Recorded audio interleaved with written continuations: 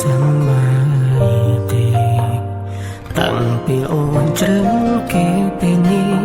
បងមិនទាន់មាននរណា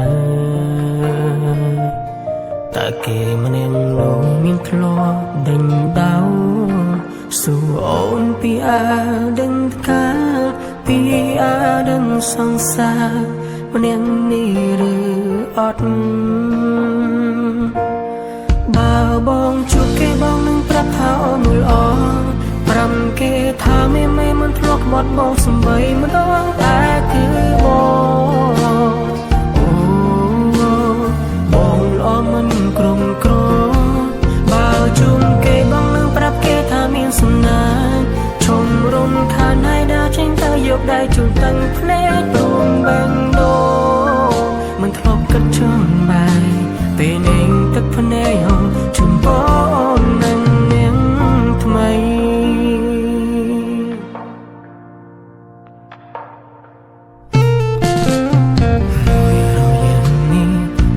សុខសប្បាយទេតាំងពីអូនជ្រឹងគេពេលនេះបងមិនទាន់មាននរណាតែគេម្នាក់នោះមានធ្លាប់ដេញដោសួរអូនពីអាដឹងកាពីអាដឹងសង្សារម្នាក់នេះឬអត់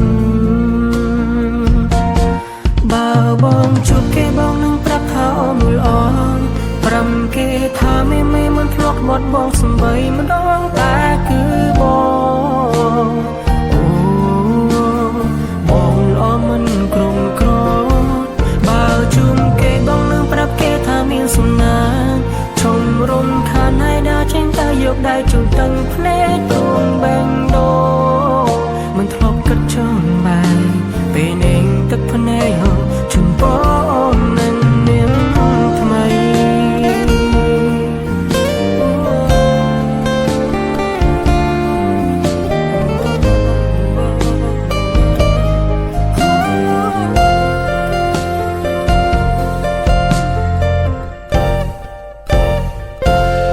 បើបងជួបគេបងនឹងប្រាប់ថាអូនល្អ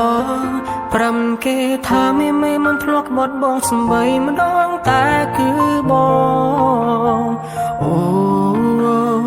បងល្អមិនក្រុមក្របើជុំគេបងនឹងប្រាប់គេថាមានសំណាងឈុំរំខានហើយដើរចេញទៅយកដៃជូនទាំងភ្នែក